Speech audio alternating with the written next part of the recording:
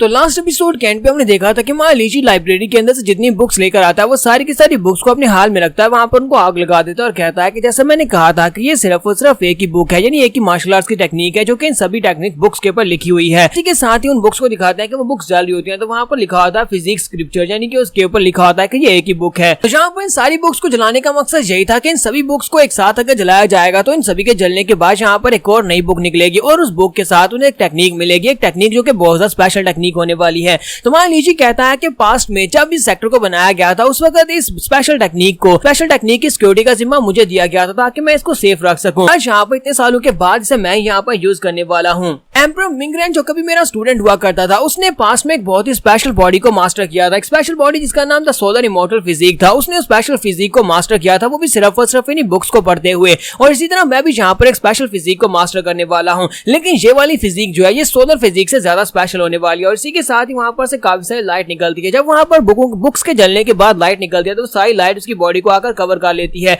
और हमारे लीजी की बॉडी जो होती है उस लाइट के अंदर ट्रांसफर हो जाती है। लीजी कहता है कि फिलहाल के लिए मुझे नहीं पता कि यहाँ पर मुझे कौन सी फिजिक मिलने वाली है, लेकिन मुझे लगता है कि जो भी फिजिक मिलेगी वो बहुत ज्यादा स्पेशल होने वाली है, सोलर टेक्निक से तो ज्यादा स्पेशल होगी। तो हमारा लीजी जो होता है जब दोबारा अपनी आंखें खोलता है तो वो एक सी के अंदर होता है, एक सी जो कि ब्लड से बना होता है, वहां पर एक हार्ट होता है, वो हार्ट के ऊपर खड़ा होता है। तो हमारा लीजी कहता है कि ये क्या, ये तो एक हार्ट है जो कि पंप कर रहा है और यहाँ पर एक समुद्र है। और साथ ही वो साइड के ऊपर देखता है तो वहां पर एक टाइड आती है, एक बड़ा सा सुनामी आता है जिसके साथ एक बड़ी सी लहर उठती है और उस बड़ी सी लहर के साथ वो ब्लड जो होता है वो सीधा आकर उस हार्ट के ऊपर गिरता है, जिसके साथ हमारा लीजी उस ब्लड के नीचे आ जाता है और उसके पूरे की पूरी बॉडी वहां पर ब्लड के साथ गीली हो जाती है। तो लीजी वहीं पर नीचे बैठ जाता है और खांस रहा होता है, कहता है कि अगर मुझे पता होता कि यहाँ पर ब्लड है तो मैं छतरी लेकर आता। हालांकि ये बड़ी सी वेव जो है ये यहाँ पर मेरे ऊपर और इस हार्ट के ऊपर पड़ रही है, लेकिन मुझे ऐसा लग रहा है जैसे कि मेरे हार्ट के ऊपर पड़ रही है, यानी कि मुझे हार्ट में बहुत ज्यादा दर्द महसूस हो रहा है। लीजी इसी के साथ उठकर खड़ा हो जाता है और कहता है कि चलो देखते हैं कि ये कितना ज्यादा टेरिफाइंग हो सकता है, ये कितना खतरनाक हो सकता है, ये तो वक्त ही बताएगा, चलो देख लेते हैं। तो लीजी फिर से उठकर खड़ा हो जाता है, वो अपने आसपास देखता है तो वहां पर पानी बहुत ज्यादा शांत होता है। वो कहता है कि ये क्या, ये पानी तो बहुत ज्यादा शांत है। और इसी के साथ ही वो वहां पर बैठ जाता है और कहता है कि मुझे लगता है कि सब कुछ खत्म हो गया, सिर्फ एक ही बार यहाँ पर टाइड आनी थी।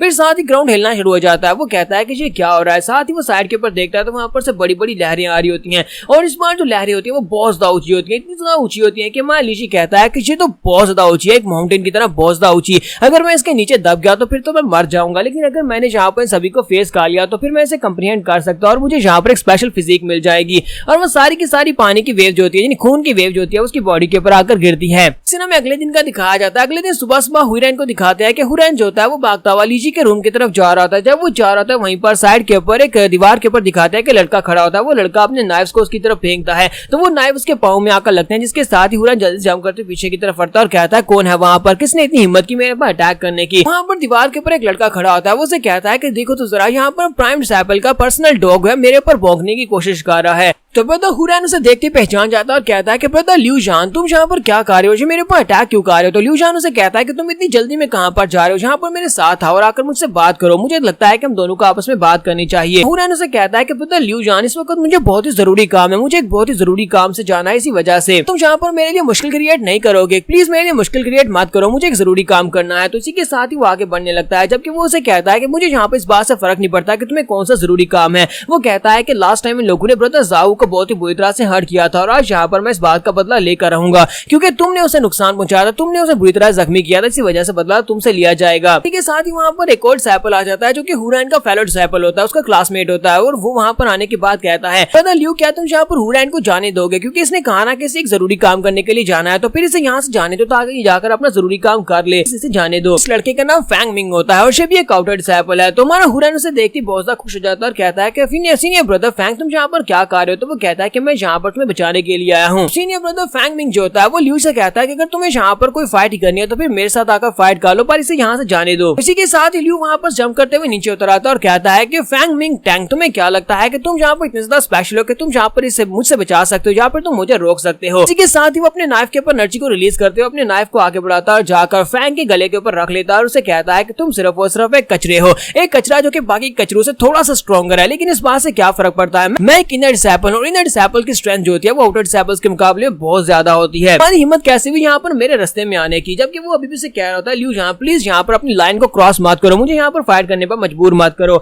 इसी के साथ ही हमारा लीची वहाँ पर पहुंच जाता है। लीची वहाँ पर आने के बाद कहता है कि देखो तो जनाब, मैं यहाँ पर थोड़ी देर के लिए दूर क्या किया, यानी कि थोड़ी देर के लिए अपने रूम में क्या था, यहाँ पर तो कुछ चंपू ने आकर फाइट करना शुरू कर दी है। लीची कहता है कि पास में हमारे क्लींजिंग सेक्टर में कोई भी आउटर डिसाइपल और इनर डिसाइपल नहीं हुआ करता था, सारे के सारे डिसाइपल्स हुआ करते थे और यहाँ पर इस तरह की कोई भी डिविजन्स नहीं थी। और आज देखो जरा यहाँ पर ये लड़का क्या बकवास किया जा रहा है, ये कह रहा है कि आउटर डिसाइपल और इनर डिसाइपल आपस में एक जैसे नहीं होते, यानी कि कल्टीवेशन में फर्क होता है। इसी वजह से तुम्हारा क्लींजिंग सेक्टर इतनी बुरी तरह से गिर चुका है कि इसे दोबारा राइज करने में बहुत ज्यादा मुश्किल होगी। तो ल्यू उसकी तरफ देखता और कहता है क्या तुम ही वो लड़के हो जिसका नाम लीजी है, क्या तुम प्राइम डिसाइपल हो? तुम्हारा लीजी से कहता है हाँ मैं वही हूँ, हाँ मैं वही हूँ, चलो जल्दी से मेरे सामने अपना सर झुकाओ और अपने प्राइम डिसाइपल को यहाँ पर रिस्पेक्ट दो। तुम्हारे लीजी की पूरी बॉडी वहाँ पर खून के साथ कवर होती है। ये देखने के बाद हुरैन कहता है कि ब्रदर तुम्हें क्या हुआ? ब्रदर फैंग भी से कहता है क्या वाकई में यही हमारा प्राइम डिसाइपल है? प्राइम डिसाइपल का सुनने के बाद जल्दी से उसके सामने अपने घुटने टेक देता है और कहता है कि आउटर डिसाइपल फैंग मिंग यहाँ पर आपको ग्रीट करता है। प्राइम डिसाइपल सर, आज के बाद से मैं आपको सीनियर ब्रदर कहूंगा। जबकि हुरैन उसे कहता है कि ब्रदर तुमने बताया नहीं, जल्दी से बताओ कि तुम्हारी बॉडी के ऊपर इतना ब्लड कहाँ से लगा है। जबकि ल्यू से कहता है, ल्यू यहाँ पर उसे कहता है कि तुम्हें नहीं लगता कि तुम्हें यहाँ पर अपने बारे में इतना ज्यादा प्राउडली बात नहीं करनी चाहिए, क्योंकि तुम सिर्फ और सिर्फ एक कचरे हो जिसके पास कल्टीवेशन भी नहीं है और तुम यहाँ पर मेरे सामने इतनी एरोगेंटली बात कर रहे हो। क्या तुम मुझसे फाइट करना चाहोगे? क्योंकि अगर हम दोनों की यहाँ पर फाइट होती है तो मैं इस बात को बिल्कुल वाजे करूंगा कि हम दोनों के दरमियान में फाइट के बाद तुम्हें इस बात का अच्छा सबक मिल जाए और तुम्हें पता चल जाए कि तुम्हारी जगह क्या है, तुम एक प्राइम डिसाइपल बनने के लायक नहीं हो। दूसरी तरफ हमारा लीजी कहता है कि हुरैन क्या तुम मेरे कपड़ों को साफ कर सकते हो, प्लीज मेरे कपड़ों को धो दो। तो वो कहता है हाँ ठीक है, और वो अपनी वाटर आर्ट को यूज करते हुए उसके कपड़ों को साफ कर देता है। जबकि लीजी चलाकर उसे कहता है कि ये क्या बकवास हो रही है,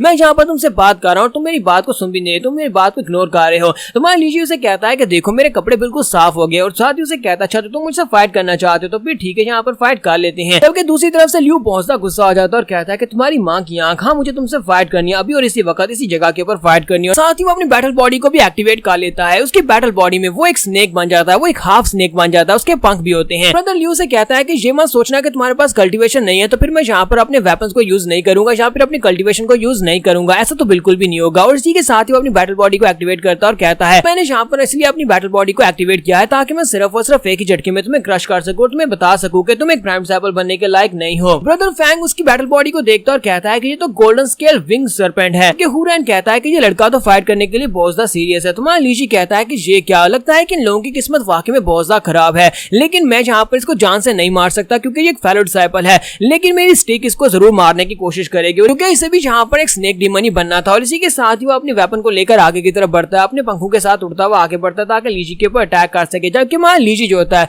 अपने बाएं हाथ में पावर को रिलीज करता है और कहता है चलो देखते हैं कि यहाँ पर किसमें ज्यादा दम है, और अपने पंच को यानी बेयर हैंड को यूज करते हुए उसको पंच मारता है। जब वो उसे पंच मारता है तो उसकी तलवार और दूसरी तरफ से हमारे लीजी का मुक्का दोनों टकराते हैं। तो इसी के साथ ही हमारे ल्यू की तलवार जो होती है वो टुकड़े टुकड़े हो जाती है, उसकी तलवार टूट जाती है और इस बात से ल्यू भी काफी ज्यादा हैरान होता है। हुरैन कहता है कि ये क्या, इसने लास्ट नाइट यहाँ पर मार्शल आर्ट्स की टेक्निक्स को लेकर गया था, बुक्स को लेकर गया था, लेकिन इसने कौन सी टेक्निक को मास्टर किया होगा। जबकि यहाँ पर फैंग कहता है कि हमारे प्राइम डिसाइपल सर तो बहुत ज्यादा स्ट्रॉन्ग है, इसने पंच के साथ ही ल्यू की इम्ब्यूड की हुई तलवार को जो कि उसने की के साथ इम्ब्यूड की हुई थी उसको बड़ी आसानी से तोड़ दिया। यहाँ पर हम लोग अपनी एपिसोड 16 का एंड करेंगे। और एपिसोड की एक्सप्लेनेशन अच्छी लगी हो तो कमेंट करके जरूर बताइएगा। चैनल को सब्सक्राइब कर दे, वीडियो को लाइक और शेयर कर दे। शुक्रिया।